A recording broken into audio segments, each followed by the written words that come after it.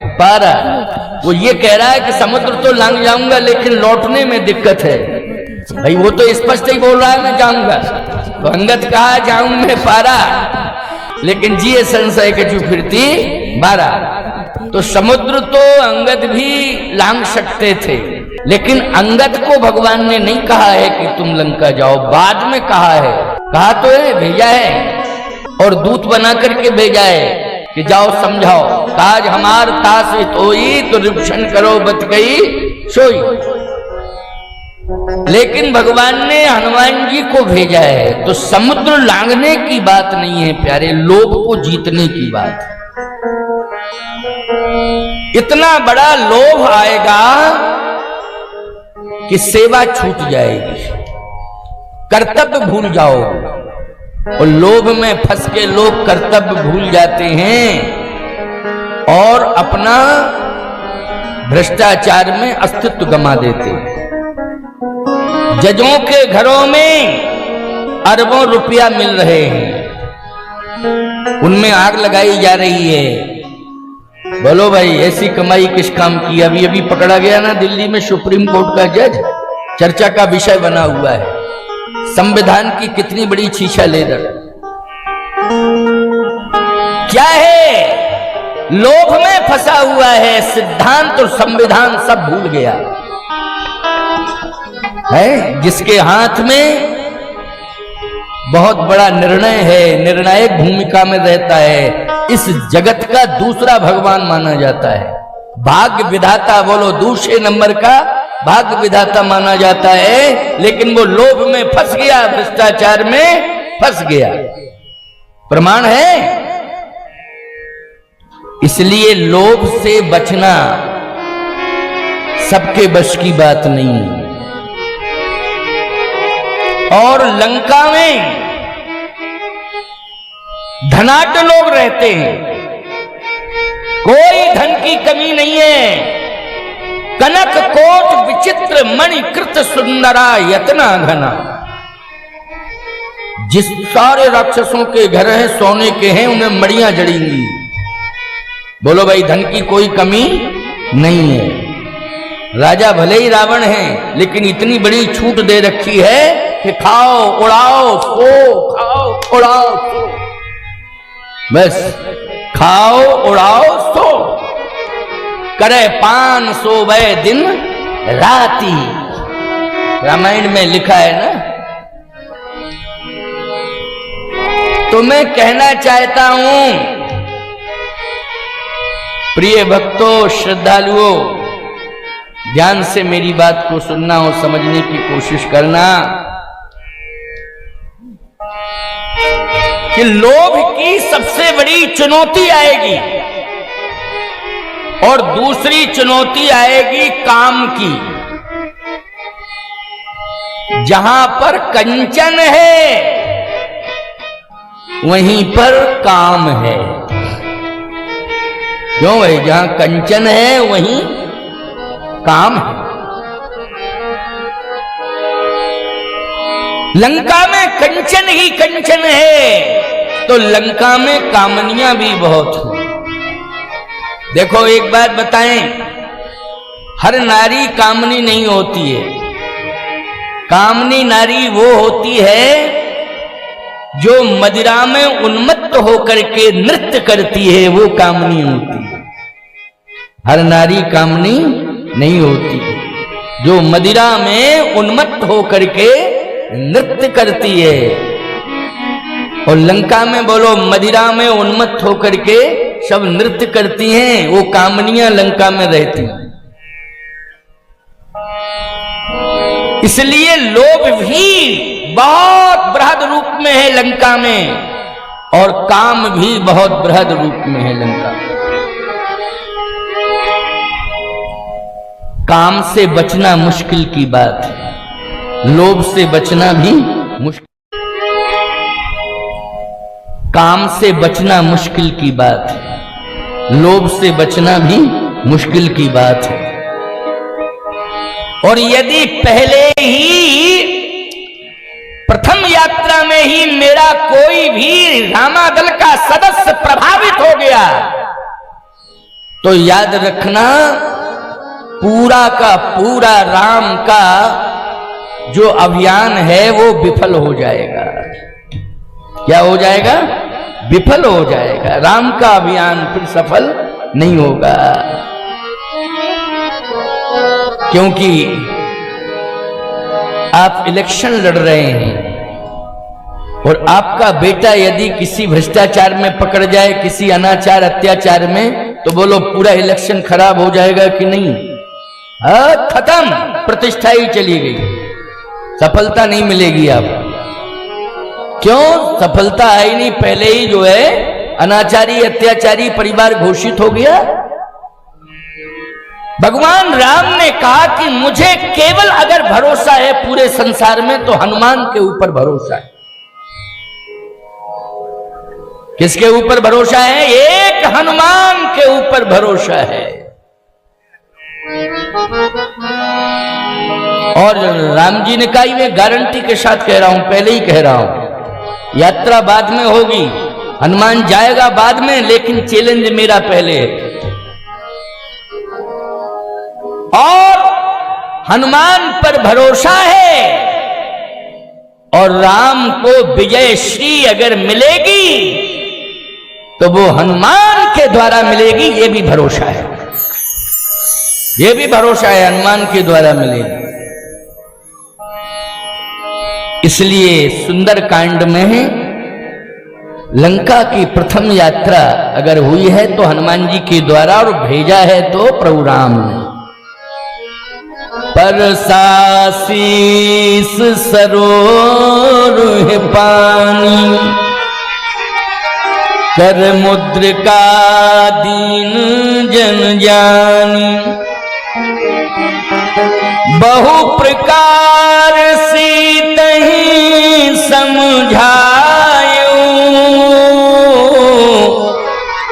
कहे बल बिरह बेग तुम आयो। मुद्री भी हनुमान जी को दी और हाथ भी सिर पर रखा तो हनुमान जी के। इसका मतलब है कि जिम्मेवारी पूरी दे दी और बचाव के लिए छत्र छाया कर दिए। हाथ रखने का मतलब है छत्र छाया, ये बचाव है कि हमारी छाया में तुम रहोगे, तुम्हारा बाल बांका नहीं होगा, इसलिए हाथ रख दिया है। परसासीस सरोवर पानी, नेत्रों में आंसू आ गए, सरोवर पानी,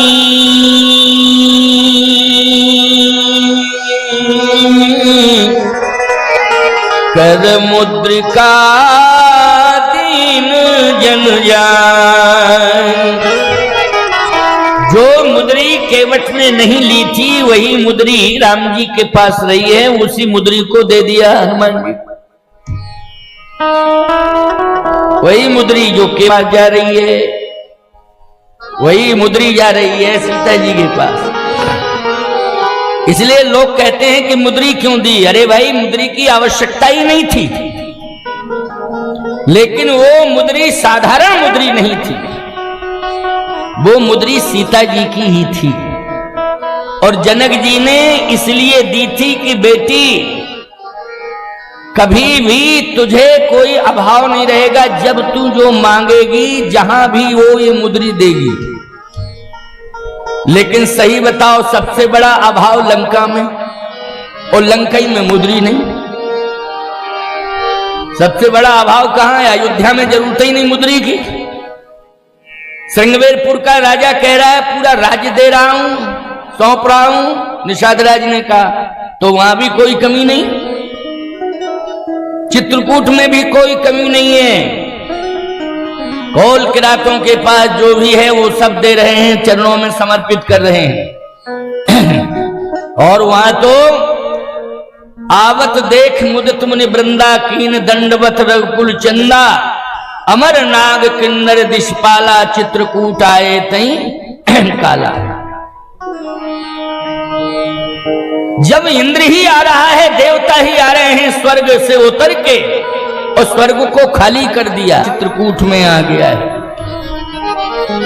सीता लखन समेत प्रभु सोहत परन निकेत, जनबासो बस अमरपुर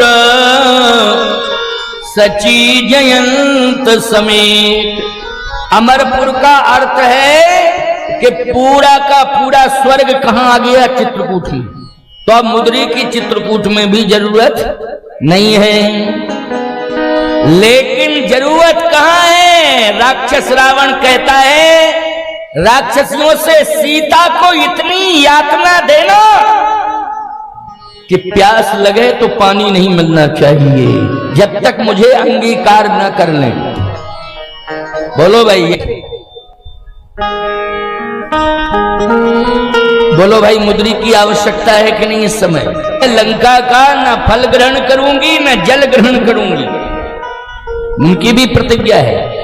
14 महीने तक सीता जी ने न जल लिया है न फल लिया है। 14 महीने ऐसे ही नहीं, बहुत बड़ी साधना है ये, तपस्या है। लेकिन प्यारे, ऐसी स्थिति में मुद्री की जरूरत है। पता नहीं है, अमृत है उसके पास। क्या है? अमृत। और बोलो, जिसके पास अमृत है उसे न फल की जरूरत है न जल की जरूरत है। अमृत है, एक ही बूंद पर्याप्त है। बोलो, है कि नहीं? एक बूंद अमृत की पर्याप्त है जीवंत के लिए। और जल क्यों लिया जाता है? हमारा जीवन सुरक्षित रहे। फल क्यों लिया जाता है? हमारा जीवन सुरक्षित रहे। और अमृत जब है तो जीवन निश्चित रूप से सुरक्षित रहेगा ही रहेगा। तो आप कहो, जब तक मुद्री नहीं पहुंची तब तक सीता जी कैसे जिंदा रही? राम राम राम राम राम राम रटती रही, और राम के नाम में अमृत भरा हुआ है। बोलो भाई, राम नामामृत। क्यों? पेयम पेयम श्रवण फुटके राम नामाभिरामम। बोले पियो पियो पियो, क्या बोले? राम नामामृत पियो। तो सीता जी ने किसका सहारा लिया? अमृत का सहारा लिया। लेकिन कौन सा अमृत है? राम नामामृत, इसका सहारा लिया। भगवान ने मुद्री भेज दी। तो भैया, राम नामामृत का सहारा है तो वही सहारा बना रहता, फिर मुद्री की क्या जरूरत? अमृत तो था ही। एक बात आपको बतावें, जब नारी को कष्ट होता है तो उस समय मायके की याद आती है। बोलो, आती है कि नहीं आती है? मायके की याद आती है, क्योंकि सीता जी की 25 साल की आयु है। कितनी अवस्था है? 25 वर्ष की अवस्था है किशोरी की। अब कल्पना करिए आप, इतनी छोटी आयु में कहां पहुंच गई है? लंका। लंका पहुंच गई है सीता जी। लंका में किशोरी जी बैठी है, राक्षसियों के बीच में कोई भी नहीं है। केवल आधार के लिए राम जी का नाम है। निज पद नयन दिए मन राम पद कमल ली। निज पद नयन दिए मन राम पद कमल ली।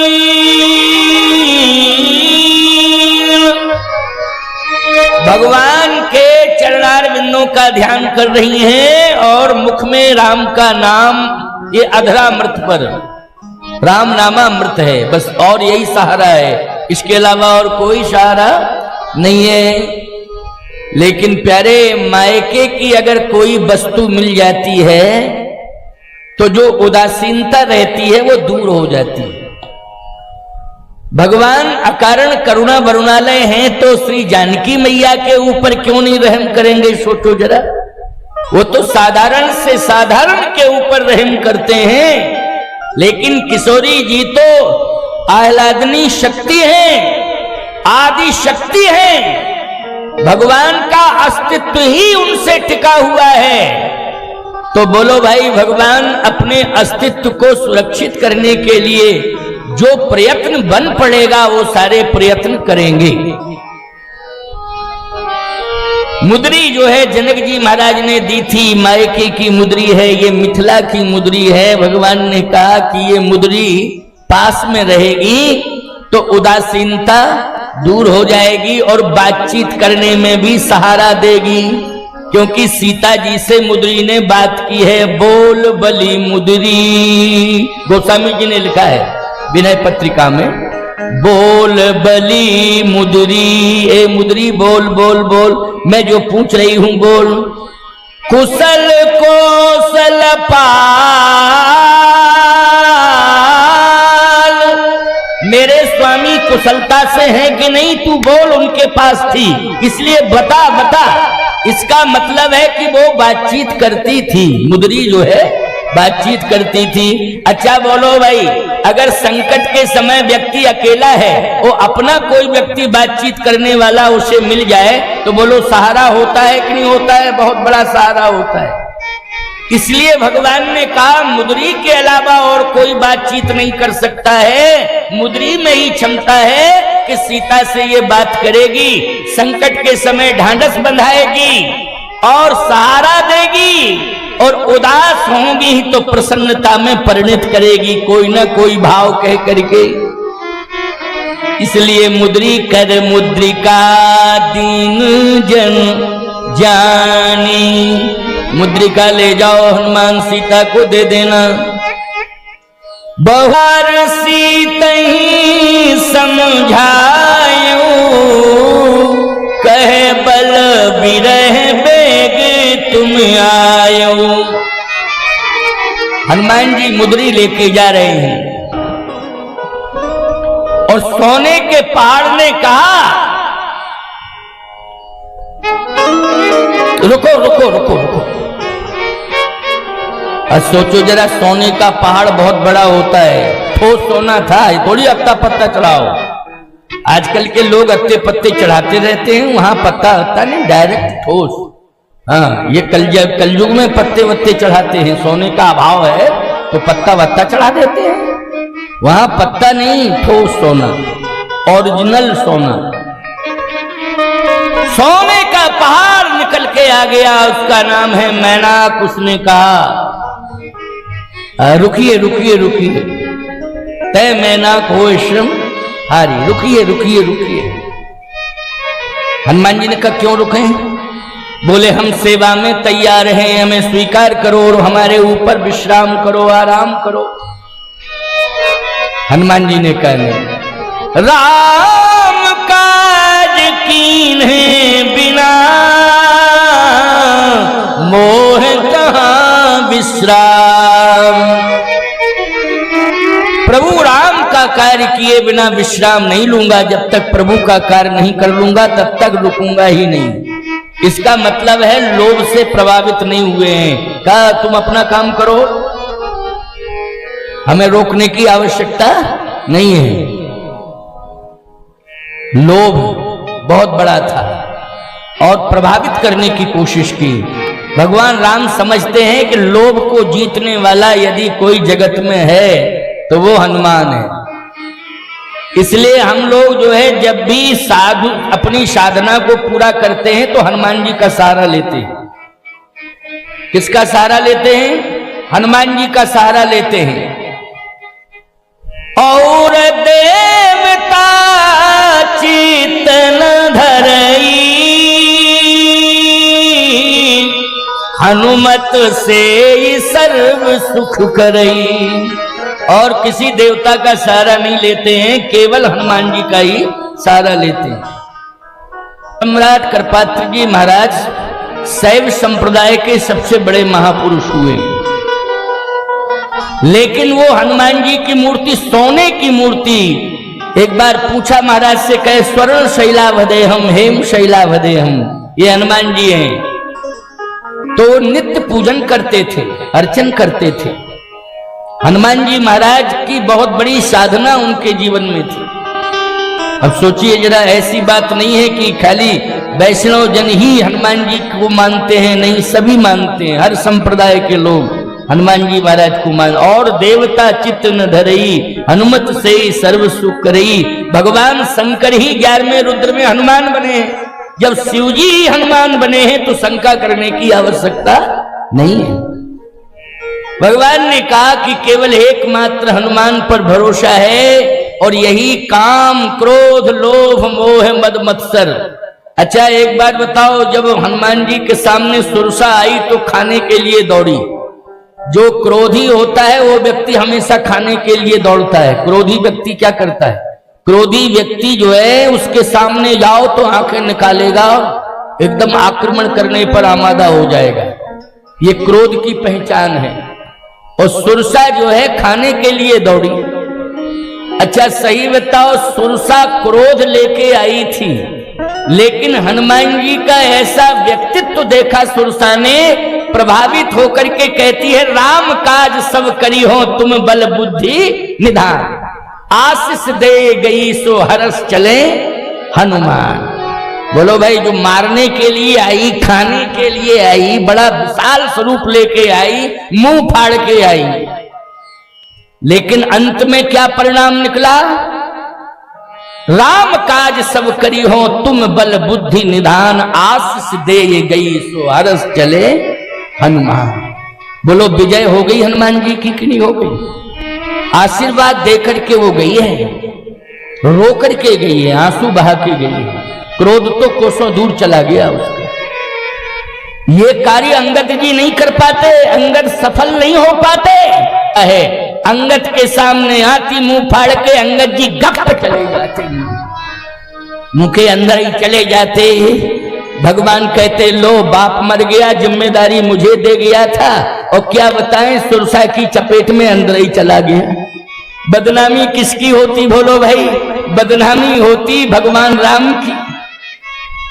क्योंकि बाली ने ये कहा था, कल प्रसंग आपने सुना, क्या कहा था? यह तनय मम शम विनय बल कल्याण प्रद प्रभु लीजिए, गहिवाह सुर नर नाहे आपन दास अंगद कीजिए। आपका दास है। दास का मतलब ये होता है कि स्वामी की सेवा करे, लेकिन स्वामी उसकी सुरक्षा करे।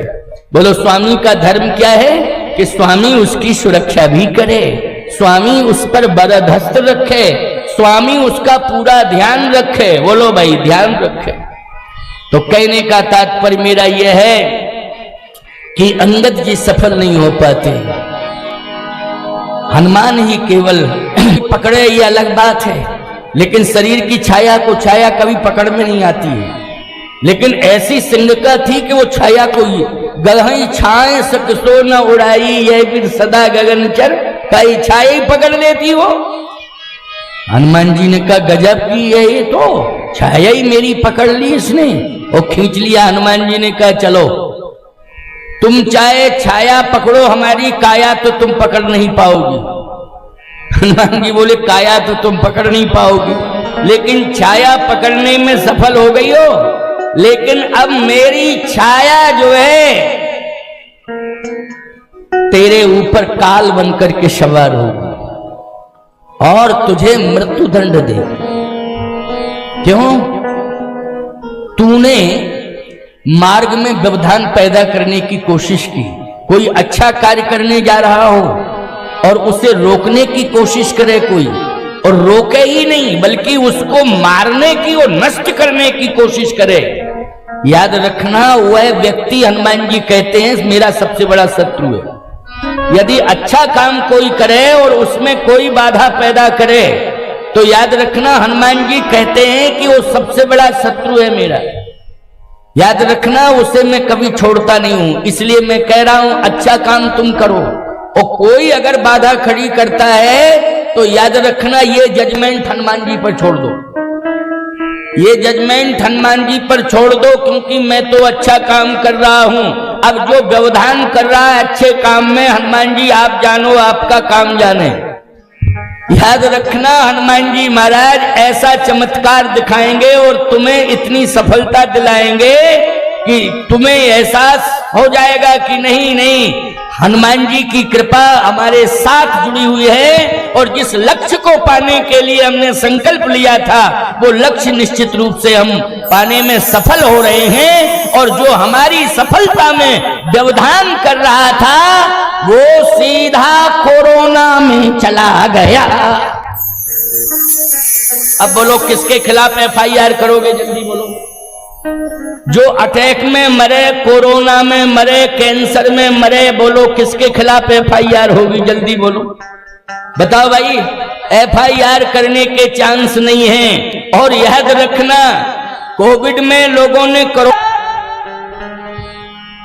कोई भी बीमारी आप पर असर नहीं करेगी, चाहे जितना प्रबल दावेदारी के साथ आवे, अगर आपको हनुमान पर भरोसा है तो। तुलसीदास जी के ऊपर खतरनाक बीमारी आई, दर्द इतना बाहू में हुआ भैया कि प्राण ही निकल रहे थे। हनुमान बाहुक लिखा उन्होंने, तुम्हें पता है क्या लिखा है? राम बाहुक नहीं लिखा है, हनुमान बाहुक लिखा। कौन सा बाहुक बोलो? न शंकर बाहुक, न राम बाहुक, बोलो भाई, न काली बाहुक, न महाकाली, बोलो हनुमान बाहुक। समझ गए हो कि नहीं समझ गए हो? जरा सुन लो, संकेत दे रहा हूं। तुलसीदास जी ने हनुमान बाहु, हनुमान जी का सहारा लिया, दर्द का पता ही नहीं चला कहां चला, पता ही नहीं चला। क्योंकि नासे रोग हरे सब पीड़ा, नासे रोग हरे सब पीड़ा, जपत निरंतर हनुमत बीड़ा, जपत निरंतर हनुमत बीड़ा।